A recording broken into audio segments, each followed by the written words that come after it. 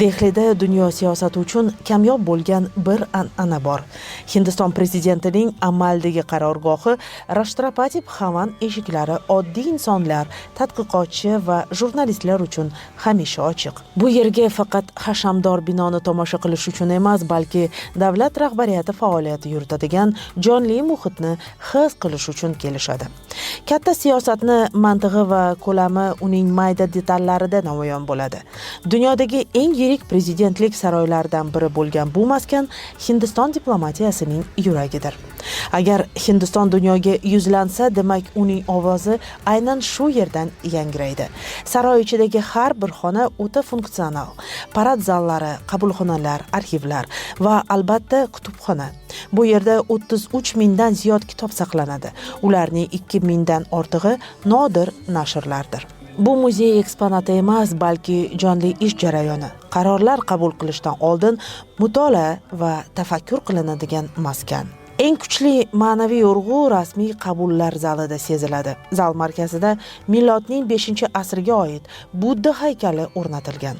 U shunchaki bezak emas, balki ichki xotirjamlik va diqqatni jamlash ramzi.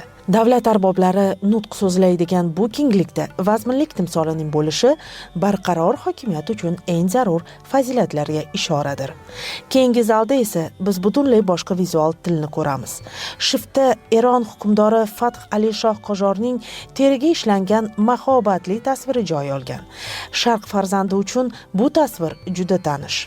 Miniatyura janrining o'zbek xalqiga xos jihatlari, ranglar jilosi va ramziy ma'nolarga boyligi bu yerda yaqqol ko'zga tashlanadi. Bu o'xshashlik tasodifiy emas. Markaziy Osiyodan kelgan Boburiylar sulolasi Hindistonga nafaqat yangi imperiya, balki o'ziga xos madaniyat, me'morchilik va nafis estetikani olib kirdi. Bu an'analar vaqt o'tishi bilan Hindiston davlatchiligining ajralmas qismiga aylandi.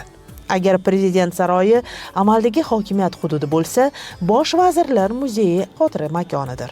Bu maskan mamlakatning birinchi bosh vaziri Javaharlal Nehrudan boshlab barcha hukumat rahbarlariga bag'ishlangan. Muhit o'ta vazmin va sodda. Bu hokimiyatga xizmat sifatida qarash ifodasidir. Ekspozitsiyada Hindistonning ikkinchi bosh vaziri Lal Bahodir Shastriga alohida o'rin ajratilgan.